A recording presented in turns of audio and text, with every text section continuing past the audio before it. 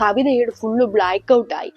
Blood നോക്കിയപ്പോൾ vitamin എയുടെ deficiency doctor പറഞ്ഞു.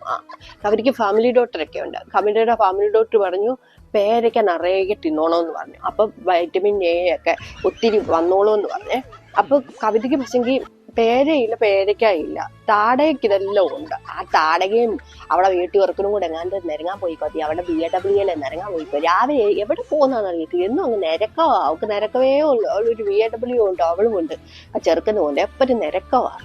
അവനില്ലാത്ത തക്കം നോക്കി ഞാൻ പോയി തോട്ടിയിട്ട് കുത്തി കുറച്ച് പേരയ്ക്ക ഇടാനായിട്ട് പോയതാ. പക്ഷെ പേരയ്ക്ക കുത്തിയിട്ടൊന്നും വരുന്നില്ല. കവിതയ്ക്ക് നീളമില്ലല്ലോ. അവൾക്ക് നീളവും ഉണ്ട്, എല്ലാം ഉണ്ട്. പക്ഷെ കവിതയ്ക്ക് നീളവും ഇല്ല.